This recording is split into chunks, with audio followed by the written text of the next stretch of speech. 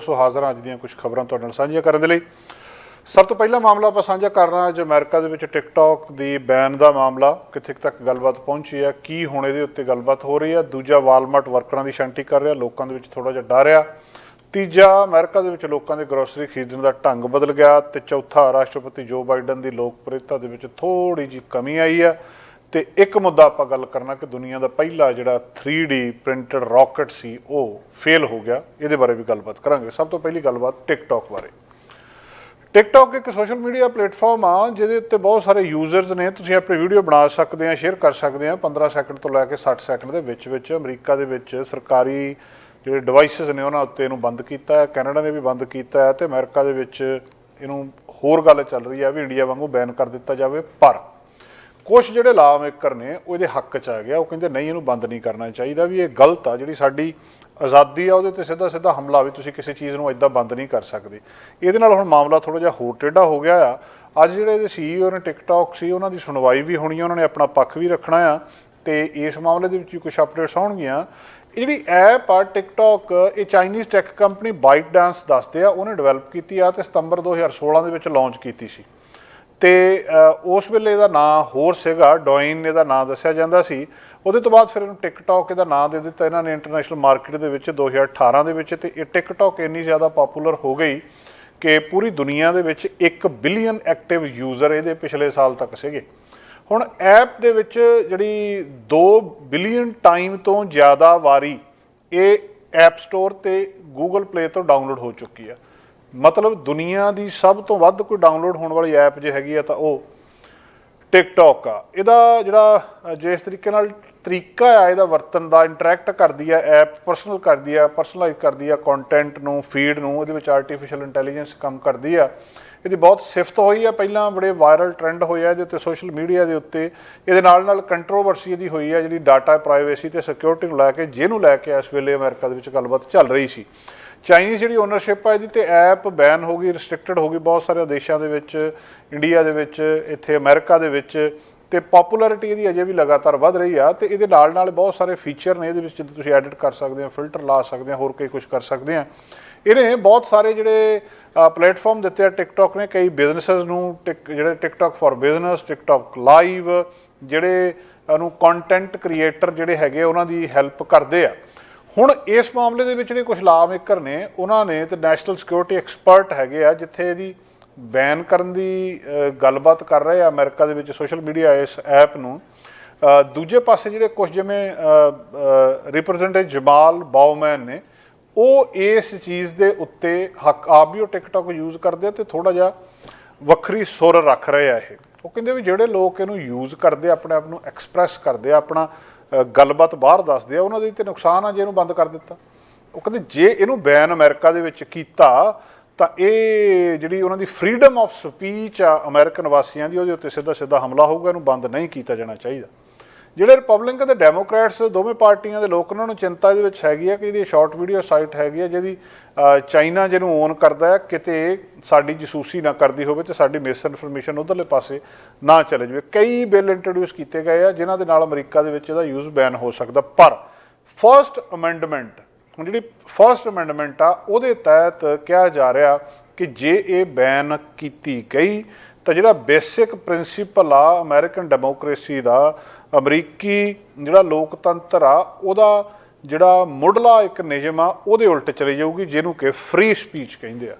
ਸੋ ਹੁਣ ਤੱਕ ਜਿੰਨੀ ਅਸੀਂ ਟਿਕਟੌਕ ਦੇ ਉੱਤੇ ਡਿਸਕਸ਼ਨ ਕੀਤੀ ਆ, ਲਗਭਗ ਰੋਜ਼ ਹੀ ਉਹ ਇਹ ਸੀ ਕਿ ਅਮਰੀਕਾ ਦੇ ਵਿੱਚ ਲੋਕ ਵਿਰੋਧ ਕਰ ਰਹੇ ਆ, ਲੋਕ ਬਹੁਤ ਸਾਰੇ ਜਿਹੜੇ ਲਾ ਮੇਕਰ ਨੇ ਉਹ ਵਿਰੋਧ ਕਰ ਰਹੇ ਆ ਤੇ ਇਹਨੂੰ ਬੰਦ ਹੋ ਜਾਣਾ ਚਾਹੀਦਾ। ਹੁਣ ਦੂਜਾ ਪਾਸਾ ਸ਼ੁਰੂ ਹੋ ਗਿਆ ਵੀ ਨਹੀਂ, ਇਹ ਜਿਹੜੀ ਫਰੀਡਮ ਆਫ ਸਪੀਚ ਜਾਂ ਫ੍ਰੀ ਸਪੀਚ ਆ ਉਹਦੇ ਉੱਤੇ ਸਿੱਧਾ ਸਿੱਧਾ ਹਮਲਾ ਆ, ਇਸ ਕਰਕੇ ਇਹਨੂੰ ਬੰਦ ਨਹੀਂ ਕੀਤਾ ਜਾਣਾ ਚਾਹੀਦਾ। ਮਾਰਕ ਪੈਕਨ ਤੇ ਹੋਰ ਜਿਹੜੇ ਮੈਂਬਰ ਨੇ ਹਾਊਸ ਆਫ ਰਿਪਰੈਜ਼ੈਂਟੇਟਿਵ ਦੇ, ਉਹਨਾਂ ਨੇ ਜਿਹੜੀ ਇਹ ਇੱਥੋਂ ਵਿਸਕੌਨਸਨ ਨੂੰ ਉਹ ਰਿਪਰੈਜ਼ੈਂਟ ਕਰਦੇ ਆ, ਡੈਮੋਕ੍ਰੇਟ ਆ, ਤੇ ਉਹਨਾਂ ਨੇ ਜਿਹੜਾ ਪਾਰਟੀ ਦੇ ਵਿੱਚ ਐਫੀਲੀਏਸ਼ਨ ਉਹਨਾਂ ਦੀ ਇਹਨਾਂ ਦੇ ਨਾਲ ਹੈਗੀ ਆ, ਅਸੀਂ ਸਾਰੇ ਜਾਣਦੇ ਹਾਂ। 2013 ਤੋਂ ਉਹ ਹੈਗੇ ਆ ਤੇ ਰੀਇਲੈਕਟ ਦੁਬਾਰਾ ਇੱਥੋਂ ਹੋਏ ਸੀ। ਉਹ ਇਹਦੇ ਹੱਕ ਦੇ ਵਿੱਚ ਬੋਲੇ ਆ ਵੀ ਇੱਦਾਂ ਨਹੀਂ ਕੀਤਾ ਜਾਣਾ ਚਾਹੀਦਾ। ਜਿਹੜੀ ਫਸਟ ਅਮੈਂਡਮੈਂਟ ਰਾਈਟ ਆ ਟਿਕਟੌਕ ਨੂੰ ਯੂਜ਼ ਕਰਨ ਦੇ ਲਈ ਇੱਕ ਬਹੁਤ ਜ਼ਰੂਰੀ ਦੱਸਿਆ ਜਾ ਰਿਹਾ। ਔਰ ਜਿਹੜੇ ਆਪਣੇ ਹੈਗੇ ਨੇ ਯੂਨੀਵਰਸਿਟੀਆਂ ਦੇ ਪ੍ਰੋਫੈਸਰ ਨੇ ਜਾਂ ਉਹ ਨੇ, ਉਹ ਵੀ ਇਸ ਮਾਮਲੇ ਦੇ ਉੱਤੇ ਆਪਣੀ ਆਪਣੀ ਰਾਏ ਦੇ ਰਹੇ ਆ।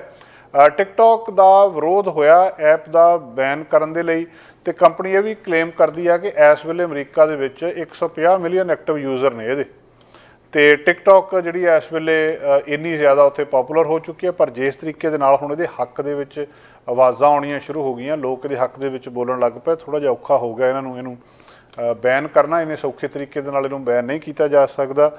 ਜਿਹੜੀ ਸਪੀਚ ਦੀ ਫਰੀਡਮ ਆ ਉਹਦੇ ਉੱਤੇ ਇਹਦਾ ਵਿਰੋਧ ਹੋ ਰਿਹਾ ਕਿ ਜਿਹੜੇ ਲੋਕ ਇਹਨੂੰ ਬੈਨ ਕਰ ਰਹੇ ਆ ਉਹਨਾਂ ਨੂੰ ਇਹਦੇ ਬਾਰੇ ਸੋਚਣਾ ਚਾਹੀਦਾ। ਲੋਕਾਂ ਦਾ ਜਿਹੜਾ ਆਪਣਾ ਉਹਨੂੰ ਜਿਹੜੀ ਐਕਸਪ੍ਰੈਸ ਕਰਦੇ ਆਪਣੇ ਆਪ ਨੂੰ, ਉਹਦੇ ਲਈ ਉਹਦੇ ਐਕਸਪ੍ਰੈਸ਼ਨ ਦੇ ਲਈ ਇਹ ਬਹੁਤ ਜ਼ਰੂਰੀ ਆ। ਜਿਹੜੀ ਅਮਰੀਕਨ ਸਿਵਲ ਲਿਬਰਟੀਜ਼ ਯੂਨੀਅਨ ਆ ਤੇ ਫਾਊਂਡੇਸ਼ਨ ਫਾਰ ਇੰਡੀਵਿਜੂਅਲ ਰਾਈਟਸ ਆ, ਉਹਨਾਂ ਨੇ ਵੀ ਇਸ ਗੱਲਬਾਤ 'ਤੇ ਜਿਹੜੀ ਗੱਲਬਾਤ ਕੀਤੀ ਹੈ, ਜਿਹੜੇ ਟਿਕਟੌਕ ਦਾ ਬੈਨ ਆ ਉਹਦੇ ਵਿਰੋਧ ਦੇ ਵਿੱਚ ਕਿਹਾ। ਤੇ ਇਸ ਵੇਲੇ ਜਿਹੜੀ ਇਹ ਵੀ ਆ ਕਿ ਉਹ ਲੀਗਲ ਐਕਸ਼ਨ ਬਾਰੇ ਵੀ ਸੋਚ ਰਹੇ ਆ ਕਿ ਜੇ ਇਹਨੂੰ ਬੈਨ ਕੀਤਾ ਗਿਆ ਤਾਂ ਇਹਦੇ ਉਲਟ ਅਮਰੀਕਾ 'ਚ ਕੋਈ ਨਾ ਕੋਈ ਕਾਨੂੰਨੀ ਕਾਰਵਾਈ ਹੋ ਸਕਦੀ ਹੈ। ਸੋ ਇਸ ਕਰਕੇ ਇਹਨੂੰ ਇਸ ਵੇਲੇ ਬੰਦ ਕਰਨਾ ਇੰਨਾ ਸੌਖਾ ਨਹੀਂ ਹੋਊਗਾ। ਜਿਹੜੇ ਵੀ ਕੰਟੈਂਟ ਕ੍ਰੀਏਟਰਸ ਨੇ ਉਹ ਵੀ ਇਹਦੇ ਉੱਤੇ ਆਪਣਾ ਕੰਸਰਨ ਦੱਸ ਰਹੇ ਆ। ਇਹਦੀ ਤਾਂ ਇੱਥੋਂ ਤੱਕ ਯੂਜ਼ ਹੋ ਚੁੱਕੀ ਹੈ ਟਿਕਟੌਕ ਦੀ ਕਿ ਜਦੋਂ ਇਹਨਾਂ ਨੇ ਹੁਣ ਸਰਕਾਰੀ ਡਿਵਾਈਸਾਂ 'ਤੇ ਬੰਦ ਕੀਤਾ ਹੈ ਤਾਂ ਜਿਹੜੇ ਯੂਨੀਵਰਸਿਟੀਆਂ ਕਾਲਜਾਂ ਦੇ ਵਿੱਚ ਇਹਨੂੰ ਸਟੱਡੀ ਕਰਦੇ ਆ ਸੋਸ਼ਲ ਮੀਡੀਆ ਨੂੰ, ਉਹਨਾਂ ਦੇ ਲਈ ਸਮੱਸਿਆ ਬਣੀ ਆ ਵੀ ਅਸੀਂ ਇਹਨੂੰ ਕਿੱਦਾਂ ਯੂਜ਼ ਕਰੀਏ, ਕਿ ਸਾਨੂੰ ਇਹਨੂੰ ਯੂਜ਼ ਕਰਨ ਦੇਣਾ ਚਾਹੀਦਾ, ਅਸੀਂ ਇਹਦੇ ਤੋਂ ਬਿਨਾਂ ਨਹੀਂ ਕਰ ਸਕਦੇ। 150 ਮਿਲੀਅਨ ਯੂਜ਼ਰ ਅਮਰੀਕਾ ਦੇ ਵਿੱਚ ਬੈਠੇ, ਜੇ ਇਹਨੂੰ ਬੰਦ ਕਰ ਦਿੱਤਾ ਗਿਆ ਤਾਂ ਸਾਰੇ ਵਿਰੋਧ ਵਾਲੇ ਨੇ ਬਹੁਤ ਸਾਰੇ ਹੱਕ 'ਚ ਵੀ ਹੋਣਗੇ ਵੀ ਇਹਨੂੰ ਨਾ ਬੰਦ ਕੀਤਾ ਜਾਵੇ ਤਾਂ ਸਮੱਸਿਆ ਇਹਦੇ ਨਾਲ ਵੱਡੀ ਆ ਸਕਦੀ ਆ। ਜਿਹੜੀਆਂ ਪੰਜਾਂ ਦੇ ਵਿੱਚੋਂ ਇੱਕ ਇਸ ਵੀਡੀਓ ਪਲੇਟਫਾਰਮ ਦੇ ਉੱਤੇ ਹੈਗੀ ਆ ਕਿ ਉਹ ਤੁਹਾਨੂੰ ਆਪਣੇ ਆਪ ਤੁਹਾਡੇ ਉੱਤੇ ਆਉਂਦੀਆਂ ਰਹਿੰਦੀਆਂ, ਔਰ ਆਰਟੀਫਿਸ਼ੀਅਲ ਇੰਟੈਲੀਜੈਂਸ ਜਿਸ ਤਰੀਕੇ ਨਾਲ ਚੱਲ ਰਹੀ ਆ, ਪਤਾ ਨਹੀਂ ਹੁਣ ਇਹਦੇ ਵਿੱਚ ਕੀ ਹੈਗਾ ਆ, ਕਿ ਸੱਚਮੁੱਚ ਚੀਨ ਇਹਨੂੰ ਯੂਜ਼ ਕਰ ਸਕਦਾ। ਦੂਜੇ ਕਹਿੰਦੇ ਵੀ ਚੀਨ ਕਹਿੰਦਾ ਅਸੀਂ ਕੁਛ ਵੀ ਇਹਦੇ ਵਿੱਚੋਂ ਇੱਦਾਂ ਦੀ ਗੱਲਬਾਤ ਨਹੀਂ ਕਰ ਰਹੇ ਵੀ ਜਿਹੜੀ ਜਸੂਸੀ ਵਾਲੀ ਹੋਵੇ। ਜਿਹੜੇ ਇੱਥੋਂ ਦੇ ਪੋਲੀਟੀਸ਼ੀਅਨ ਨੇ ਉਹ ਇਹ ਕਹਿ ਰਹੇ ਵੀ ਚੀਨ ਦੇ ਉੱਤੇ ਕਿਸੇ ਵੀ ਗੱਲ ਦੇ ਉੱਤੇ ਯਕੀਨ ਨਹੀਂ ਕੀਤਾ ਜਾ ਸਕਦਾ। ਜੋ ਕੁਛ ਕਹਿੰਦੇ ਆ ਉਹ ਹੁੰਦਾ ਕੁਛ ਆ, ਉਹਦੇ ਪਿੱਛੇ ਕੁਛ ਹੋਰ ਆ, ਕਿਉਂਕਿ ਚੀਨ ਸਿੱਧਾ ਹੀ ਕੰਟਰੋਲ ਕਰ ਰਿਹਾ ਇਹਨੂੰ, ਤੇ ਡਾਟਾ ਕਲੈਕਟ ਤਾਂ ਉਹ ਸਿੱਧਾ ਹੀ ਕਰ ਸਕਦੇ ਆ। ਤੇ ਇਹਦੇ ਉੱਤੇ ਬੈਨ ਹੋਣਾ ਚਾਹੀਦਾ। ਹੁਣ ਦੇਖੋ, ਪਹਿਲਾਂ ਬੈਨ ਹੋਣ ਦੀਆਂ ਗੱਲਾਂ ਸੀ, ਹੁਣ ਜਦੋਂ ਦੂਜੇ ਪਾਸੇ ਨੂੰ ਗੱਲ ਚੱਲੀ ਆ ਤਾਂ ਹੋ ਸਕਦਾ ਇਹਨੂੰ ਬੈਨ ਨਾ ਕਰਨ, ਜਾਂ ਅਮਰੀਕਾ ਦੇ ਵਿੱਚੋਂ ਹੀ ਇਸ ਗੱਲ ਦਾ ਵਿਰੋਧ ਹੋਣ ਲੱਗ ਜੇ ਕਿ ਇਹਨੂੰ ਤੁਸੀਂ ਵਿਰੋਧ ਇਹਦਾ ਕਿਉਂ ਬੈਨ ਕਰ ਰਹੇ ਆ। ਦੂਜੇ ਪਾਸੇ ਚੀਨ ਦੇ ਰੂਸ ਦੇ ਨਾਲ ਸੰਬੰਧ, ਤੇ ਉਹ ਵੀ ਇੱਕ ਵਾਰੀ ਗੱਲਬਾਤ ਸਾਹਮਣੇ ਆ ਰਹੀ ਆ। ਤੇ ਜਿਹੜੇ CEO ਨੇ ਇਹਦੇ ਸ਼ਾਓ ਜੀ ਚਿਊ, ਉਹਨਾਂ ਨੂੰ ਅੱਜ ਟੈਸਟੀਫਾਈ ਵੀ ਕੀਤਾ ਜਾਣਾ ਕਾਂਗਰਸ ਦੇ ਵਿੱਚ, ਤੇ ਉਹਨਾਂ ਨੂੰ ਬਹੁਤ ਸਾਰੇ ਕੁਐਸਚਨ ਪੁੱਛੇ ਜਾਣੇ ਆ, ਅੱਜ ਇਸ ਵੇਲੇ ਪੁੱਛੇ ਜਾ ਰਹੇ ਆ ਜਦੋਂ ਆਪਾਂ ਗੱਲਬਾਤ ਕਰ ਰਹੇ ਹਾਂ। ਤੇ ਉਹ ਪ੍ਰਿਪੇਅਰਡ ਨੇ ਇਹ ਸਾਰੇ ਕੁਛ ਦੇ ਲਈ। ਸੋ ਦੇਖੋ ਇਸ ਮਾਮਲੇ ਦੇ ਵਿੱਚ ਅੱਗੇ ਕੀ ਅਪਡੇਟ ਆਉਂਦੀ ਆ। ਇੱਕ ਬੜਾ ਗੰਭੀਰ ਮਸਲਾ ਅਮਰੀਕਾ ਦੇ ਵਿੱਚ ਪੈਦਾ ਹੋ ਰਿਹਾ। ਵਾਲਮਾਰਟ ਲੇ ਆਫ ਕਰਨ ਲੱਗ ਪਿਆ ਆ। ਵਾਲਮਾਰਟ ਨੇ ਪਿਛਲੇ ਦਿਨਾਂ ਦੇ ਵਿੱਚ ਫੈਸਲਾ ਕੀਤਾ ਦੀਆਂ ਕਈ ਫੈਸਿਲਿਟੀਜ਼ ਤੋਂ ਇਹਨਾਂ ਨੇ ਲੋਕਾਂ ਨੂੰ ਨੌਕਰੀ ਤੋਂ ਕੱਢਣਾ ਸ਼ੁਰੂ ਕਰ ਦਿੱਤਾ, ਤੇ ਉਹਨਾਂ ਨੂੰ ਕਹਿਣਾ ਸ਼ੁਰੂ ਕਰ ਦਿੱਤਾ ਕਿ ਤੁਸੀਂ ਹੋਰ ਕਿਤੇ ਜਾ ਕੇ ਕੰਮਕਾਰ ਲੱਭੋ। 90 ਦਿਨ ਉਹਨਾਂ ਨੂੰ ਦੇ ਦਿੱਤੇ ਆ। ਤੇ ਹੁਣ ਇਹਨੇ ਥੋੜ੍ਹੀ ਜਿਹੀ ਚਿੰਤਾ ਪੈਦਾ ਕਰ ਦਿੱਤੀ ਹੈ ਇਸ ਗੱਲ ਨੇ, ਜਿਹੜਾ ਸਭ ਤੋਂ ਵੱਡਾ ਇਹ ਅਮਰੀਕਾ ਦਾ ਪ੍ਰਾਈਵੇਟ ਇੰਪਲੋਇਰ ਆ, ਤੇ ਇਹ ਆਪਣੀ ਵਰਕਫੋਰਸ ਨੂੰ ਘਟਾ ਰਿਹਾ। ਤੇ ਜਦੋਂ ਵਾਲਮਾਰਟ ਆਪਣੀ ਵਰਕਫੋਰਸ ਨੂੰ ਘਟਾ ਰਿਹਾ ਤਾਂ ਚਿੰਤਾ ਪੈਦਾ ਹੋਣੀ ਸਿੱਧੀ ਗੱਲ ਹੈਗੀ ਆ। ਮਹਿੰਗਾਈ ਬਹੁਤ ਵਧੀ ਆ, ਉਸ ਤੋਂ ਬਾਅਦ ਕਈ ਕਿਸਮ ਦੀ ਜਿਹੜੀ ਸ਼ਿਫਟ ਹੋਈ ਆ ਚੀਜ਼ਾਂ ਦੇ ਵਿੱਚ। ਪੈਂਡੈਮਿਕ ਸੀਗਾ, ਉਸ ਵੇਲੇ ਹੋਰ ਤਰ੍ਹਾਂ ਦਾ ਅਸਰ ਸੀ। ਜਿਹੜਾ ਵਾਲਮਾਰਟ ਦਾ ਈ-ਕਾਮਰਸ ਇਹਨਾਂ ਦਾ ਰਾਈਵਲ ਆ ਐਮਾਜ਼ੋਨ, ਉਹਨੇ ਪਹਿਲਾਂ ਅਨਾਊਂਸ ਕੀਤਾ ਕਿ ਅਸੀਂ 9000 ਬੰਦੇ ਨੂੰ ਕੱਢ ਦੇਣਾ। ਆਹ ਸੋਮਵਾਰ ਅਨਾਊਂਸ ਕੀਤਾ ਸੀ, ਤੇ 18000 ਇਹਨਾਂ ਨੇ ਪਹਿਲਾਂ ਜਨਵਰੀ ਦੇ ਵਿੱਚ ਕੱਢਿਆ ਸੀ ਐਮਾਜ਼ੋਨ ਨੇ। ਤੇ ਹੁਣ ਜੇ ਉਹਨੂੰ ਇਸ ਗੱਲ ਦੀ ਜਿਹੜੀ ਨਹੀਂ ਉਹਨਾਂ ਕੋਲ ਵਰਕਰਾਂ ਦਾ ਬੋਝ ਸਹਿਆ ਜਾਂਦਾ, ਤਾਂ ਜਿਹੜੇ ਵਾਲਮਾਰਟ ਆ ਇਹਦੇ ਕੋਲ ਵੀ ਨਹੀਂ ਸਹਿਆ ਜਾਣਾ। ਸੋ ਇਹਨਾਂ ਨੇ ਵੀ ਇੱਕ ਇੱਕ ਕਰਕੇ ਹੁਣ ਕੱਢਣੇ ਸ਼ੁਰੂ ਕਰ ਦਿੱਤੇ ਆ। ਤੇ ਇਹਨੂੰ ਟੋਟਲ ਜਿਹੜੀ ਕੋਸਟ ਆ, ਮਤਲਬ ਇਹਨੂੰ 3 ਬਿਲੀਅਨ ਤੱਕ ਕੱਟ ਕਰਨ ਦੀ ਕਹਿੰਦੇ ਇਹ ਸੋਚ ਰਹੇ ਆ ਵੀ ਇੱਥੇ ਤੱਕ ਇਹਨੂੰ ਅਸੀਂ ਕੱਟ ਕਰਕੇ ਲੈ ਕੇ ਜਾਵਾਂਗੇ। ਵਾਲਮਾਰਟ ਦੇ ਜਿਹੜੇ ਸਪੋਕਸਪਰਸਨ ਨੇ ਉਹਨਾਂ ਨੇ ਇਹ ਵੀ ਕਨਫਰਮ ਕੀਤਾ ਕਿ ਜਿਹੜੀਆਂ ਜੌਬ ਕੱਟ ਕੀਤੀਆਂ ਜਾ ਰਹੀਆਂ ਫੁਲਫਿਲਮੈਂਟ ਸੈਂਟਰ ਦੇ ਉੱਤੇ, ਤੇ ਉਹਨਾਂ ਨੇ ਕਿਹਾ ਕਿ ਉਹਨਾਂ ਨੇ ਬੈਟਰ ਚੰਗੀ ਤਰ੍ਹਾਂ ਫਿਊਚਰ ਦੀਆਂ ਜਿਹੜੀਆਂ ਲੋੜਾਂ ਆ ਉਹਦੇ ਲਈ ਜ਼ਿਆਦਾ ਚੰਗੀ ਤਰ੍ਹਾਂ ਤਿਆਰ ਹੋ ਰਹੇ ਆ। ਤੇ ਕੈਰੀਅਰ ਆਪਸ਼ਨਸ ਜਿਹੜੀਆਂ ਦੂਜੀਆਂ ਵਾਲਮਾਰਟ ਲੋਕੇਸ਼ਨਸ ਆ ਉੱਥੇ ਅਵੇਲੇਬਲ ਹੋ ਸਕਦੀਆਂ, ਉੱਥੇ ਅਪਲਾਈ ਕੀਤਾ ਜਾ ਸਕਦਾ। ਪਰ ਇਹਨਾਂ ਨੇ ਇਹਨੂੰ ਮਤਲਬ ਕਰਨਾ ਸ਼ੁਰੂ ਕਰ ਦਿੱਤਾ। ਔਰ ਜਿਹੜੇ ਰਾਊਟਰਸ ਆ ਉਹਦੀ ਖਬਰ ਦੇ ਅਨੁਸਾਰ ਕਈ ਸੈਂਕੜੇ ਨੌਕਰੀਆਂ, 5 ਜਿਹੜੇ ਫੁਲਫਿਲਮੈਂਟ ਸੈਂਟਰ ਆ ਇਹਨਾਂ ਦੇ, ਜਿਹਦੇ ਵਿੱਚ Pedricktown New Jersey, Fort Worth Texas, Chino California, Davenport Florida, ਤੇ ਇਸੇ ਤਰ੍ਹਾਂ ਪੈਨਸਿਲਵੇਨੀਆ ਦੇ ਵਿੱਚ ਇੱਕ ਥਾਂ ਆ, ਉਹਨਾਂ ਸਾਰਿਆਂ ਦੇ ਉੱਤੇ ਅਨਾਊਂਸ ਕਰ ਦਿੱਤਾ ਆ। ਤੇ ਇਹਨੂੰ ਹੌਲੀ ਹੌਲੀ ਕਰਕੇ ਵਰਕ ਫੋਰਸ ਨੂੰ ਘਟਾ ਰਹੇ ਆ। 200 ਦੇ ਕਰੀਬ ਜਿਹੜੇ ਕੰਮ ਆ ਉਹਨਾਂ ਦੇ ਉੱਤੇ ਸਦਰਨ ਜਰਸੀ ਫੈਸਿਲਿਟੀ ਦੇ ਉੱਤੇ ਅਸਰ ਪਊਗਾ, ਤੇ ਉਹਨਾਂ ਨੂੰ ਜਿਹੜਾ ਨੋਟਿਸ ਦੇ ਦਿੱਤਾ ਜਾਇਆ ਤੇ ਐਂਟੀਸਪੇਟ ਇਹ ਕੀਤਾ ਜਾ ਰਿਹਾ ਵਾਲਮਾਰਟ ਨੂੰ। ਰੌਲਾ ਕੀ ਆ, ਡਰ ਕਾਹਦਾ ਆ ਵੀ ਸੇਲ ਨਹੀਂ ਹੋਣੀ ਓਨੀ, ਪ੍ਰੋਫਿਟ ਘਟ ਜਾਣੇ ਆਉਣ ਵਾਲੇ ਸਮੇਂ ਦੇ ਵਿੱਚ ਤੇ ਅਗਲੇ ਸਾਲ ਦੇ ਵਿੱਚ ਵੀ, ਤੇ ਉਹਦੇ ਨਾਲ ਜਿਹੜਾ ਕੁਦਰਤੀ ਤੌਰ ਤੇ ਇਹਨਾਂ ਨੂੰ ਵਰਕਰਾਂ ਦੀ ਲੋੜ ਨਹੀਂ ਰਹਿਣੀ। ਇਹ ਕਹਿੰਦੇ ਵੀ ਜਿਹੜੇ ਅਮਰੀਕਾ ਵਾਸੀ ਆ ਉਹ ਆਪਣੀਆਂ ਬੇਸਿਕ ਜਿਹੜੀਆਂ ਨੈਸੈਸਿਟੀ ਨੇ, ਭੋਜਨ ਆ ਜਿਵੇਂ ਹਾਊਸ ਹੋਲਡ ਅਸੈਂਸ਼ੀਅਲਸ ਆ, ਉਹਨਾਂ ਦੇ ਉੱਤੇ ਲਾਉਣਗੇ ਤੇ ਇਹਦੀ ਜਿਹੜੀ ਸੇਲ ਆ ਉਹ ਕਈ ਥਾਵਾਂ ਦੇ ਉੱਤੇ ਘਟੀ ਵੀ ਆ ਤੇ ਕਈ ਥਾਵਾਂ ਦੇ ਉੱਤੇ ਇਹਦੇ 'ਤੇ ਵੱਖਰਾ ਆਉਣ ਵਾਲੇ ਸਮੇਂ ਦੇ ਵਿੱਚ ਫਰਕ ਪੈਣ ਦੀ ਸੰਭਾਵਨਾ ਵੀ ਨਜ਼ਰ ਆ ਰਹੀ ਹੈ, ਜਿਹਦੇ ਕਰਕੇ ਵਾਲਮਾਰਟ ਨੇ ਹੁਣ ਤੋਂ ਹੀ ਕਰ ਦਿੱਤਾ। ਔਨਲਾਈਨ ਸੇਲ ਜਿਹੜੀ ਲਗਾਤਾਰ ਵੱਧ ਰਹੀ ਹੈ, ਸਲੋ ਪੇਸ ਹੋਇਆ ਇਹਦੇ ਪੀਕ ਦੇ ਉੱਤੇ ਪੈਂਡੈਮਿਕ ਦੇ ਵਿੱਚ, ਤੇ ਈ-ਕਾਮਰਸ ਸੇਲ ਜਿਹੜੀ ਵਾਲਮਾਰਟ ਦੀ ਯੂਐਸ ਦੇ ਵਿੱਚ ਆ ਉਹ 12% ਵਧੀ ਆ ਪਿਛਲੇ ਸਾਲ ਦੇ ਵਿੱਚ, ਜਿਹੜਾ ਕਿ 31 ਜਨਵਰੀ ਨੂੰ ਐਂਡ ਹੋਇਆ। ਇਸੇ ਤਰ੍ਹਾਂ ਇਹਨੂੰ 11% ਗਰੋਥ ਹੋਈ ਆ 2022 ਦੇ ਵਿੱਚ ਤੇ 79% ਗਰੋਥ ਹੋਈ ਸੀ 2021 ਦੇ ਵਿੱਚ।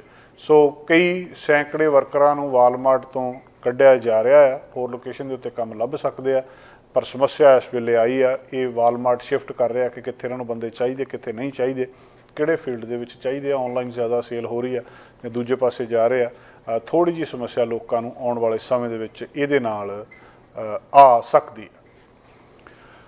ਅਗਲੀ ਗੱਲਬਾਤ, ਅਮਰੀਕਾ ਦੇ ਵਿੱਚ ਲੋਕਾਂ ਦਾ ਸਮਾਨ ਖਰੀਦਣ ਨੂੰ ਲੈ ਕੇ ਰੁਝਾਨ ਬਦਲ ਰਿਹਾ। ਪੈਸਾ ਤੇ ਲਾਇਆ ਇਸ ਵੇਲੇ ਲੋਕਾਂ ਕੋਲ ਹੈ ਨਹੀਂ, ਅਸੀਂ ਸਾਰੇ ਜਾਣਦੇ ਹਾਂ। ਤੰਗੀ ਆ, ਮਹਿੰਗਾਈ ਆ, ਰਿਸੈਸ਼ਨ ਆ, ਔਖੇ ਸਮੇਂ ਦੇ ਵਿੱਚੋਂ ਦੇਸ਼ ਲੰਘ ਰਿਹਾ ਤੇ ਕੁਦਰਤੀ ਤੌਰ ਤੇ ਦੇਸ਼ ਦੇ ਲੋਕ ਵੀ ਲੰਘ ਰਹੇ ਆ। ਅਡੋਬੀ ਐਨਾਲਿਟਿਕਸ ਦਾ ਇੱਕ ਡਾਟਾ ਸਾਹਮਣੇ ਆਇਆ ਜਿਹਦੇ ਵਿੱਚ ਉਹਨਾਂ ਨੇ ਐਨਾਲਾਈਜ਼ ਕੀਤਾ ਕਿ ਲੋਕ ਆਨਲਾਈਨ ਕਿੱਦਾਂ ਸਪੈਂਡ ਕਰਦੇ ਆ, ਤੇ 1 ਟ੍ਰਿਲੀਅਨ ਵਿਜ਼ਿਟ ਯੂਐਸ ਸਾਈਟਸ ਦੇ ਉੱਤੇ ਹੋਈ ਆ ਪਹਿਲੇ 2 ਮਹੀਨਿਆਂ ਦੇ ਵਿੱਚ 2023 ਦੇ ਜਿਹੜੀ ਗਰੋਸਰੀ ਸ਼ੇਅਰ ਦੇ ਲਈ 1 ਟ੍ਰਿਲੀਅਨ ਵਿਜ਼ਿਟਸ ਅਮਰੀਕਨ ਸਾਈਟਸ ਦੇ ਉੱਤੇ, ਜਿੱਥੇ ਲੋਕ ਗਰੋਸਰੀ ਖਰੀਦਣ ਦੇ ਲਈ ਆਉਂਦੇ ਆ। ਖਰੀਦਣ ਦਾ ਜਿਹੜਾ ਕਈ ਤਰੀਕੇ ਹੁੰਦੇ, ਜਦੋਂ ਆਪਾਂ ਵੱਡੀਆਂ ਚੀਜ਼ਾਂ ਘਰ ਦੇ ਲਈ ਕੋਈ ਮਹਿੰਗੀਆਂ ਚੀਜ਼ਾਂ ਲੈਂਦੇ ਆ, ਉਹਨਾਂ ਦੇ ਵਿੱਚ ਕਈ ਵਾਰੀ ਪੇਮੈਂਟਾਂ ਬਣਾ ਦਿੰਦੇ ਆ। ਉਹ ਤੁਸੀਂ ਫਰਨੀਚਰ ਲੈਣਾ, ਤੁਸੀਂ ਟੀਵੀ ਲੈਣਾ, ਤੁਸੀਂ ਕੁਝ ਵੀ ਚੀਜ਼ ਲੈਣੀ ਆ ਤਾਂ BNPL ਕਹਿੰਦੇ ਆ ਕਿ ਬਾਈ ਨਾਓ ਤੇ ਪੇ ਲੇਟਰ, ਉਹ ਆਪਸ਼ਨ ਹੁੰਦੀ ਆ ਉਹਨਾਂ ਦੇ ਉੱਤੇ। ਬਹੁਤ ਸਾਰੇ ਲੋਕ ਇਦਾਂ ਕਰ ਲੈਂਦੇ ਆ। ਹੁਣ ਲੋਕਾਂ ਨੇ ਗਰੋਸਰੀ ਵੀ ਬਾਈ ਨਾਓ ਤੇ ਪੇ ਲੇਟਰ ਦੇ ਫਾਰਮੂਲੇ ਦੇ ਉੱਤੇ ਖਰੀਦਣੀ ਸ਼ੁਰੂ ਕਰ ਦਿੱਤੀ ਆ। ਪਿਛਲੇ ਸਮੇਂ ਦੇ ਵਿੱਚ 40% ਇਸ ਗੱਲ ਦੇ ਵਿੱਚ ਵਾਧਾ ਹੋਇਆ। ਜਿਹੜੀ 8% ਜਿਹੜੀ ਇਹ ਸੀਗੀ ਪਹਿਲਾਂ ਵਧੀ ਸੀ, ਤੇ ਫਿਰ 14% ਇਲੈਕਟ੍ਰੋਨਿਕਸ ਦੇ ਵਿੱਚ ਘਟ ਗਈ ਸੀ ਬਾਈ ਨਾਓ ਪੇ ਲੇਟਰ। ਕੰਪਨੀਆਂ ਨੇ ਬਹੁਤ ਸਾਰੀਆਂ, ਜਿਵੇਂ ਕਲਾਰਨਾ ਕੰਪਨੀ ਆ, ਆਫਟਰ ਪੇ ਆ, ਫੇਮ ਜਿਹੜੀਆਂ ਕੰਪਨੀਆਂ ਆ 2010 ਦੇ ਵਿੱਚ ਸਾਹਮਣੇ ਆਈਆਂ ਸੀ ਔਰ ਵੱਡੀ ਇਹਨਾਂ ਦੀ ਗਿਣਤੀ ਹੋਈ ਸੀ। ਲੋਕ ਇੱਧਰਲੇ ਪਾਸੇ ਨੂੰ ਗਏ ਸੀ। ਜਦੋਂ ਤੁਸੀਂ ਆਨਲਾਈਨ ਕੋਈ ਚੀਜ਼ ਪਰਚੇਜ਼ ਕਰਦੇ ਆ ਤੇ ਉਦੋਂ ਤੁਸੀਂ ਕਈ ਉਹਦੀਆਂ ਪੇਮੈਂਟਾਂ ਬਣਾ ਸਕਦੇ ਆ ਇਕੱਠੀ ਦੇਣ ਦੀ ਬਜਾਏ। ਆਮ ਤੌਰ ਦੇ ਉੱਤੇ ਹਿਸਟੋਰੀਕਲੀ ਹੁੰਦਾ ਸੀ ਕਿ ਜਿਹੜੀਆਂ ਇਹ ਸਰਵਿਸਿਜ਼ ਸੀਗੀਆਂ, ਜਿਹੜੀਆਂ ਨਾਨ ਅਸੈਂਸ਼ੀਅਲ ਕੁਝ ਚੀਜ਼ਾਂ ਹੁੰਦੀਆਂ ਸੀ, ਜਿਹੜੀਆਂ ਮਹਿੰਗੀਆਂ ਚੀਜ਼ਾਂ ਹੁੰਦੀਆਂ ਸੀ, ਉਹਨਾਂ ਨੂੰ ਕਵਰ ਕਰਦੀਆਂ ਸੀ। ਜਿਵੇਂ ਲਗਜ਼ਰੀ ਗੁੱਡਸ ਹੁੰਦੀਆਂ ਸੀ ਜਿਹੜੀਆਂ, ਉਹਨਾਂ ਨੂੰ ਜ਼ਿਆਦਾ ਇਹ ਕਵਰ ਕਰਦੀਆਂ ਸੀ।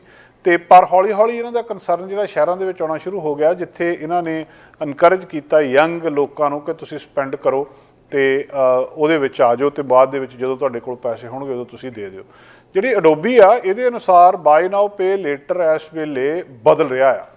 ਨੰਬਰ ਆਫ ਆਨਲਾਈਨ ਪਰਚੇਜ਼ਸ ਜਿਹੜੇ ਨੇ ਇਸ ਤਰੀਕੇ ਦੇ ਨਾਲ ਜਿੰਨੀਆਂ ਹੋਈਆਂ 2 ਮਹੀਨਿਆਂ ਦੇ ਵਿੱਚ, ਇਹਦਾ ਰੈਵਨਿਊ ਦੇ ਵਿੱਚ ਵੱਖਰੀ ਜਿਹੜੀ ਤਬਦੀਲੀ ਆ ਰਹੀ ਆ। ਮਤਲਬ ਇਹ ਆ ਕਿ ਕਸਟਮਰ ਇਹਨਾਂ ਨੂੰ ਸਸਤੀਆਂ ਚੀਜ਼ਾਂ ਦੇ ਲਈ ਵਰਤ ਰਹੇ ਆ। ਬਾਈ ਨਾਓ ਪੇ ਲੇਟਰ ਯੂਜ਼ੇਜ ਗਰੋਸਰੀਜ਼ ਦੇ ਲਈ ਯੂਜ਼ ਕਰਨਾ ਲੋਕਾਂ ਨੂੰ ਦੱਸਦਾ ਆ ਕਿ ਲੋਕ ਵੱਡੀਆਂ ਪਰਚੇਜ਼ਸ ਆਨਲਾਈਨ ਕਰਕੇ ਤਾਂ ਫਾਇਦਾ ਲੈ ਰਹੇ ਆ, ਸਪੈਸ਼ਲ ਪ੍ਰਮੋਸ਼ਨ ਦਾ, ਸਟਾਕ ਦਾ, ਆਪਣੇ ਰੋਜ਼ਮਰਾ ਦੀਆਂ ਲੋੜਾਂ ਦੇ ਉੱਤੇ, ਤੇ ਜਿਹੜੇ ਲਿਵਿੰਗ ਐਕਸਪੈਂਸਿਸ ਹੈਗੇ ਆ ਉਹਨਾਂ ਨੂੰ ਜ਼ਿਆਦਾ ਫਲੈਕਸੀਬਲ ਵੇਜ਼ ਦੇ ਵਿੱਚ ਰੱਖ ਰਹੇ ਆ। ਮਤਲਬ ਹੁਣ ਕਿਸੇ ਨੇ ਗਰੋਸਰੀ ਲੈਣੀ, ਉਹ ਵੀ ਆਨਲਾਈਨ ਜਾ ਕੇ ਲੈ ਲੈਂਦਾ ਤੇ ਪੇ ਉਹ ਬਾਅਦ ਦੇ ਵਿੱਚ ਉਹਨੂੰ ਕਰ ਦਿੰਦਾ ਆ। ਸੋ ਇਹਦੇ ਉੱਤੇ ਵੱਖ-ਵੱਖ ਕੰਪਨੀਆਂ ਦੀ ਵੱਖ-ਵੱਖ ਰਾਏ ਆ, ਪਰ ਇੱਕ ਵੱਡੀ ਤਬਦੀਲੀ ਇਸ ਵੇਲੇ ਇਹ ਦੇਖਣ ਦੇ ਵਿੱਚ ਆ ਰਹੀ ਆ। ਆਫਟਰ ਪੇ ਫੇਮ ਇਹਨਾਂ ਨੇ ਕੋਈ ਕਮੈਂਟ ਹਜੇ ਨਹੀਂ ਕੀਤਾ, ਪਰ ਜਿਹੜੀ ਫੂਡ ਇਨਫਲੇਸ਼ਨ ਆ, ਕਿਉਂਕਿ ਉਹ ਰਿਕਾਰਡ ਹਾਈ ਸਿਰੇ ਦੇ ਉੱਤੇ ਪਹੁੰਚ ਚੁੱਕੀ ਆ। ਗਰੋਸਰੀ ਸ਼ਾਪਿੰਗ ਰੂਟੀਨ ਦਾ ਇੱਕ ਕੰਮ ਜਿਹੜਾ ਉਹ ਵੀ ਕਾਫੀ ਮਹਿੰਗੀ ਹੋ ਚੁੱਕੀ ਆ। ਨਾਨ ਅਸੈਂਸ਼ੀਅਲ ਆਈਟਮਸ ਦੇ ਉੱਤੇ ਇਹਨਾਂ ਨੇ ਕੱਟ ਬੈਕ ਕਰ ਲਿਆ, ਲੋਕਾਂ ਨੇ ਉਹਨਾਂ ਨੂੰ ਖਰੀਦਣਾ ਬੰਦ ਕਰ ਦਿੱਤਾ ਤੇ ਇਸ ਤਰੀਕੇ ਨਾਲ ਇਹਨੂੰ ਕਰਨ ਲੱਗ ਪਏ। ਜਿਹੜੀਆਂ ਡਿਸਕਾਊਂਟ ਚੇਨਸ ਹੈਗੀਆਂ ਆ, ਜਿਹੜੀਆਂ ਗਰੋਸਰੀ ਵੇਚ ਰਹੀਆਂ ਆ, ਤੇ ਉਹ ਵੀ ਇਹਦੇ ਵਿੱਚੋਂ ਫਾਇਦਾ, ਮਤਲਬ ਕੁਛ ਥਾਵਾਂ ਦੇ ਉੱਤੇ ਮਤਲਬ ਲੋਕ ਦੱਸ ਰਹੇ ਆ ਕਿ ਕਿਸ ਤਰੀਕੇ ਦੇ ਨਾਲ ਤੁਸੀਂ ਇਹਨੂੰ ਯੂਜ਼ ਕਰ ਸਕਦੇ ਹੋ। ਟਿਕਟੌਕ ਵੀਡੀਓ ਦੇ ਉੱਤੇ ਦੱਸਿਆ ਵੀ ਤੁਸੀਂ ਕਿਸ ਤਰੀਕੇ ਦੇ ਨਾਲ ਜਿਹੜਾ ਇੱਕ ਉਹਦੇ ਉੱਤੇ $35 ਦੇ ਨਾਲ ਡਾਲਰ ਟਰੀ ਗਰੋਸਰੀ ਦੇ ਉੱਤੇ ਜਾ ਕੇ ਵੀਕ ਦੇ ਵਿੱਚ ਲੈ ਸਕਦੇ ਹਾਂ। ਉੱਥੋਂ ਰਿਪੋਰਟ ਜਿਹੜੀ ਹੁਣ ਰੀਸੈਂਟ ਆਈ ਹੈ ਕੋਰਸਾਈਟ ਰਿਸਰਚ ਡਾਲਰ ਟਰੀ ਦੀ, ਤੇ ਦੂਜੇ ਜਿਹੜੇ ਡਾਲਰ ਜਰਨਲ ਹੈਗਾ ਉਹਦੇ ਉੱਤੇ ਕਿ ਟਾਪ 5 ਜਿਹੜੀ ਲਿਸਟ ਰਿਟੇਲਰ ਦੀ ਆ ਉਹਦੇ ਵਿੱਚ ਆਉਂਦੇ ਆ, ਜਿਹਦੇ ਵਿੱਚ ਪਿਛਲੇ ਸਾਲ ਲੋਕਾਂ ਨੇ ਆਪਣਾ ਫੂਡ ਖਰੀਦਿਆ। ਸੋ ਲੋਕਾਂ ਦੀ ਗਰੋਸਰੀ ਖਰੀਦਣ ਦੇ ਤਰੀਕੇ ਦੇ ਵਿੱਚ ਕਾफ़ी ज़्यादा ਤਬਦੀਲੀ ਦੇਖਣ ਨੂੰ ਮਿਲ ਰਹੀ ਹੈ। ਅਗਲੀ ਖਬਰ ਪ੍ਰੈਜ਼ੀਡੈਂਟ ਜੋ ਬਾਈਡਨ ਬਾਰੇ ਆ। ਰਾਸ਼ਟਰਪਤੀ ਜੋ ਬਾਈਡਨ ਦੀ ਜਿਹੜੀ ਲੋਕਪ੍ਰਿਯਤਾ ਆ ਉਹਦੇ ਵਿੱਚ ਕਹਿੰਦੇ ਥੋੜ੍ਹੀ ਜਿਹੀ ਕਮੀ ਆਈ ਆ। ਅਪਰੂਵਲ ਬੇਸਿਕਲੀ ਜਿਹਨੂੰ ਅਸੀਂ ਸ਼ਬਦ ਵਰਤਦੇ ਹਾਂ, ਪ੍ਰੈਜ਼ੀਡੈਂਟ ਜੋ ਬਾਈਡਨ ਦੀ ਅਪਰੂਵਲ ਥੋੜ੍ਹੀ ਜਿਹੀ ਸਲਿੱਪ ਕਰਕੇ ਥੱਲੇ ਨੂੰ ਚਲੇ ਗਈ ਆ, ਤੇ ਜਿੱਥੇ ਤੱਕ ਇਹ ਚਲੇ ਗਈ ਆ ਇਹ ਇੱਥੇ ਤੱਕ ਪਹਿਲਾਂ ਕਦੇ ਨਹੀਂ ਸੀ ਗਈ। ਇਹਦੇ ਵਿੱਚ ਹੁਣ ਇਹਨਾਂ ਨੂੰ ਕਾफ़ੀ ਕਿਉਂਕਿ ਇਕਨੋਮਿਕ ਕੰਡੀਸ਼ਨ ਦਾ ਸਾਹਮਣਾ ਕਰਨਾ ਪਿਆ। ਜਿਹੜੀ associated press NORC centre for public affair search ਦੀ ਪੋਲ ਆ ਉਹ ਦੱਸਦੀ ਆ ਕਿ 38% ਲੋਕ ਜਿਨ੍ਹਾਂ ਨੂੰ ਸਰਵੇ ਕੀਤਾ ਗਿਆ ਉਹ ਕਹਿੰਦੇ ਆ ਕਿ ਉਹ ਰਾਸ਼ਟਰਪਤੀ ਬਾਈਡਨ ਨੂੰ ਅਪਰੂਵ ਕਰਦੇ ਆ। 7 percentage point ਲੋਅਰ ਆ ਇਹ 38% ਜਿਹੜਾ ਫਰਵਰੀ ਦੇ ਵਿੱਚ ਅਪਰੂਵਲ ਸੀ ਤੇ ਰੇਟਿੰਗ ਸੀਗੀ ਇਹਨਾਂ ਦੀ। ਤੇ ਬਾਈਡਨ ਦੀ ਹੁਣ ਤੱਕ ਦੀ ਸਭ ਤੋਂ ਲੋਐਸਟ 36% ਲਾਸਟ ਜੁਲਾਈ ਦੇ ਵਿੱਚ ਸੀਗੀ, ਤੇ ਇਹ ਇਸ ਵੇਲੇ ਲਗਭਗ ਉਹਦੇ ਨੇੜੇ ਤੇੜੇ ਚਲੇ ਗਈ ਆ। ਇਹ ਡਿਪ ਜਿਹੜਾ ਅਪਰੂਵਲ ਆ ਇਹਦੇ ਵਿੱਚ ਦੱਸਦੇ ਆ ਕਿ ਫਲਕਚੁਏਸ਼ਨ ਪਹਿਲਾਂ ਕਾफ़ੀ ਰਹੀ ਆ ਪਿਛਲੇ ਸਮੇਂ ਦੇ ਵਿੱਚ। ਕਦੇ ਇਹ -45 ਸੀਗੀ ਫਰਵਰੀ ਦੇ ਵਿੱਚ, ਤੇ ਮੁੜ ਕੇ 41% ਪਹਿਲਾਂ ਜਨਵਰੀ ਦੇ ਵਿੱਚ ਦੱਸੀ ਗਈ ਸੀ। 76% ਜਿਹੜੇ ਡੈਮੋਕ੍ਰੈਟਸ ਨੇ, ਜਿਹੜੇ ਇਹਨਾਂ ਦੀ ਪਾਰਟੀ ਦੇ ਨੇ, ਉਹ ਐਪਰੀਸ਼ੀਏਟ ਕਰਦੇ ਆ ਜੋ ਬਾਈਡਨ ਨੂੰ ਓਵਰਆਲ। ਜਿਹੜੇ ਡੈਮੋਕ੍ਰੈਟਸ ਨੇ ਅੰਡਰ 45 ਨੇ ਉਹ ਬਹੁਤੇ ਖੁਸ਼ ਨਹੀਂ ਆ ਰਾਸ਼ਟਰਪਤੀ ਜੋ ਬਾਈਡਨ ਤੋਂ ਜਾਂ ਪਾਰਟੀ ਤੋਂ।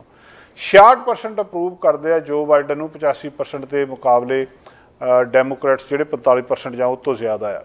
ਜੋ ਬਾਈਡਨ ਲਗਾਤਾਰ ਇਹਨਾਂ ਨੂੰ ਅਪਰੂਵਲ ਨੰਬਰਸ ਜਿਹੜੇ ਆ ਇਹਦਾ ਸਾਹਮਣਾ ਕਰਨਾ ਪੈਂਦਾ ਕਿ 31% ਜਿਹੜੇ ਸਿਰਫ ਆ ਉਹ ਇਹ ਕਹਿੰਦੇ ਆ ਵੀ ਜੋ ਇਹਨਾਂ ਨੇ ਕੀਤਾ ਉਹ ਕਾफ़ੀ ਚੰਗਾ ਕੀਤਾ।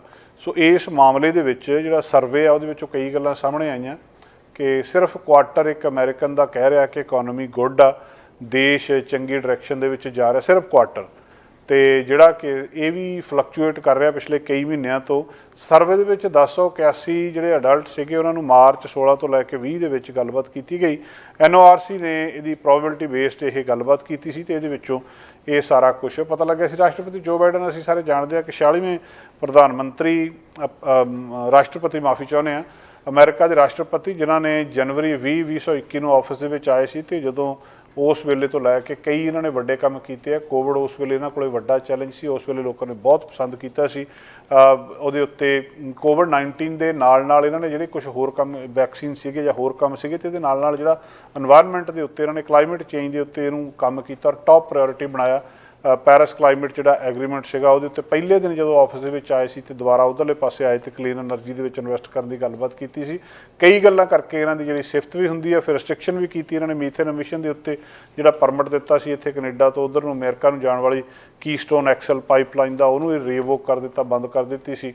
ਤੇ ਕਾफ़ੀ ਗੱਲਾਂ ਦੇ ਵਿੱਚ ਇਹਨਾਂ ਦੀ ਲੋਕਾਂ ਨੇ ਸਿਫਤ ਵੀ ਕੀਤੀ ਆ, ਪਰ ਬਹੁ ਗਿਣਤੀ ਲੋਕ ਹੁਣ ਇਹਨਾਂ ਤੋਂ ਉਨੀ ਜ਼ਿਆਦਾ ਖੁਸ਼ ਨਹੀਂ ਕਹੀ ਜਾ ਰਹੀ ਜਿੰਨੀ ਪਹਿਲਾਂ ਖੁਸ਼ ਦੱਸੀ ਜਾ ਰਹੀ ਸੀ। ਇੱਕ ਆਖਰੀ ਗੱਲਬਾਤ ਅੱਜ ਜਿਹੜੀ ਤੁਹਾਡੇ ਨਾਲ ਕਰਨੀ ਆ ਉਹ ਆ ਕਿ ਪਹਿਲਾ 3D ਪ੍ਰਿੰਟਰ ਰਾਕਟ ਟੈਰਨ 1 ਕੱਲ੍ਹ ਬੁੱਧਵਾਰ ਨੂੰ ਫਲੋਰੀਡਾ ਦੇ ਕੇਪ ਕੈਨਵਰਲ ਤੋਂ ਲਾਂਚ ਕੀਤਾ ਗਿਆ। ਹਾਲਾਂਕਿ ਆਰਬਿਟ ਦੇ ਵਿੱਚ ਪਹੁੰਚਣ ਤੋਂ ਪਹਿਲਾਂ ਹੀ ਇਹ ਫੇਲ ਹੋ ਗਿਆ। ਕੈਲੀਫੋਰਨੀਆ ਦੀ ਕੰਪਨੀ ਰਿਲੇਟਿਵਿਟੀ ਨੇ ਇਸ ਰਾਕਟ ਨੂੰ ਬਣਾਇਆ ਸੀ ਤੇ ਇਹਦੇ ਵਿੱਚ 9 3D ਪ੍ਰਿੰਟਰ ਇੰਜਣ ਮੌਜੂਦ ਦੱਸੇ ਜਾ ਰਹੇ ਆ। ਰਾਕਟ ਦੇ ਵਿੱਚ ਜਿਹੜਾ ਫਿਊਲ ਲਿਕੁਇਡ ਮੀਥੇਨ ਦਾ ਇਸਤੇਮਾਲ ਹੋਇਆ ਸੀ ਤੇ ਟੈਸਟ ਫਲਾਈਟ ਨੂੰ ਗੁੱਡ ਲੁੱਕ ਹੈਵ ਫਨ ਦਾ ਨਾਂ ਦਿੱਤਾ ਗਿਆ ਸੀ। ਰਾਕਟ ਪਹਿਲਾਂ ਵੀ ਹੈਗੇ, ਰਾਕਟ ਪਹਿਲਾਂ ਵੀ ਜਾਂਦੇ ਰਹੇ। ਇਸ ਰਾਕਟ ਦੀ ਖਾਸ ਗੱਲ ਕੀ ਸੀ, ਇਹਨੂੰ 3D ਪ੍ਰਿੰਟਰ ਨਾਲ ਬਣਾਇਆ ਗਿਆ ਸੀ। ਮਤਲਬ 3D ਪ੍ਰਿੰਟਰ ਆ ਕਿ ਪਹਿਲਾਂ ਜਿਹੜਾ ਰਾਕਟ ਆ ਪੂਰੇ ਦਾ ਪੂਰਾ ਉਹਦੀ ਬਾਡੀ ਆ ਉਹਨੂੰ ਮਸ਼ੀਨਾਂ ਦੇ ਨਾਲ ਹੱਥਾਂ ਦੇ ਨਾਲ ਬਣਾਇਆ ਜਾਂਦਾ ਸੀ। ਹੁਣ ਜ਼ਮਾਨੇ ਦੇ ਵਿੱਚ ਇਹ ਆ ਕਿ ਜਿਹੜਾ 3D ਪ੍ਰਿੰਟਰ ਆ ਉਹ ਆਪਣੇ ਆਪ ਹੀ ਇੱਕ ਮਸ਼ੀਨ ਆ ਜਿਹੜੀ ਇੱਦਾਂ ਚੱਲ ਰਹੀ ਆ ਤੇ ਇਹਨੂੰ ਬਣਾ ਰਹੀ ਆ। ਉਹਦੇ ਵਿੱਚ ਪਿੱਛੋਂ ਹੀ ਉਹਦੇ ਜਿਹੜੀ ਉਹ ਮੈਟਲ ਆ ਉਹ ਆਈ ਜਾਂਦੀ ਆ, ਅੱਗੇ ਉਹ ਗਰਮ ਕਰੀ ਜਾਂਦੀ ਆ ਤੇ ਉਹਨੂੰ ਗਰਮ ਕਰਕੇ ਆਪਣੇ ਆਪ ਹੀ ਜਿੱਦਾਂ ਉਹ ਪ੍ਰਿੰਟਰ ਚੱਲ ਰਿਹਾ ਤੇ ਉਹਦੇ ਨਾਲ ਰਾਕਟ ਬਣਦਾ ਜਾ ਰਿਹਾ ਹੈ। ਸੋ ਜਦੋਂ ਇਹ ਚੱਲਿਆ 4 ਮਿੰਟ ਬਾਅਦ ਸਟੇਜ 2 ਵਿੱਚ ਜਾਣ ਤੋਂ ਬਾਅਦ ਜਿਹੜਾ ਇਹ ਗੜਬੜੀ ਦੀ ਇਹਦੇ 'ਚ ਸੂਚਨਾ ਆ ਗਈ। ਇਹਦੇ ਤੋਂ ਬਾਅਦ ਰਾਕਟ ਫੇਲ ਹੋ ਗਿਆ। ਗੜਬੜੀ ਕਿਉਂ ਹੋਈ ਇਹਦੀ ਗੱਲਬਾਤ ਹਜੇ ਨਹੀਂ ਪਤਾ ਲੱਗੀ। ਤੀਸਰੀ ਕੋਸ਼ਿਸ਼ ਦੇ ਵਿੱਚ ਜਿਹੜਾ ਇਹ ਟ੍ਰੇਨ 1 ਲਾਂਚ ਹੋਇਆ ਸੀ ਰਾਕਟ, ਤੀਸਰੀ ਕੋਸ਼ਿਸ਼ ਦੇ ਵਿੱਚ 8 ਮਾਰਚ ਨੂੰ ਪਹਿਲਾਂ ਲਾਂਚ ਕਰਨਾ ਸੀ, ਫਿਰ ਟੈਂਪਰੇਚਰ ਦੇ ਵਿੱਚ ਦਿੱਕਤ ਹੋਣ ਕਰਕੇ 11 ਮਾਰਚ ਤੱਕ ਪੋਸਟਪੋਨ ਕਰ ਦਿੱਤਾ ਗਿਆ ਤੇ ਫਿਰ 11 ਮਾਰਚ ਦਾ ਜਿਹੜਾ ਫਿਊਲ ਪ੍ਰੈਸ਼ਰ ਦੇ ਵਿੱਚ ਦਿੱਕਤ ਹੋਣ ਕਰਕੇ ਇਹਨੂੰ ਫਿਰ ਗਾਂਹ ਟਾਲ ਦਿੱਤਾ ਸੀ ਤੇ ਇਹਦੇ ਵਿੱਚ ਜਿਹੜਾ ਕੋਈ ਕ੍ਰਿਊ ਮੈਂਬਰ ਜਾਂ ਸਮਾਨ ਮੌਜੂਦ ਨਹੀਂ ਸੀ। ਪਰ ਇਹ ਰਾਕਟ ਅੱਗੇ ਜਾ ਕੇ ਇਹਨੇ ਜਿਹੜੀ ਧਰਤੀ ਹੈ ਦੇ ਲੋਅਰ ਆਰਬਿਟ ਦੇ ਵਿੱਚ ਮਤਲਬ 1250 ਕਿਲੋਮੀਟਰ ਦਾ ਭਾਰ ਕਿਲੋ ਦਾ ਭਾਰ ਜਿਹੜਾ ਕੇਜੀ ਦਾ ਭਾਰ ਲੈ ਕੇ ਜਾਣ ਦੇ ਵਿੱਚ ਸਮਰੱਥ ਸੀ।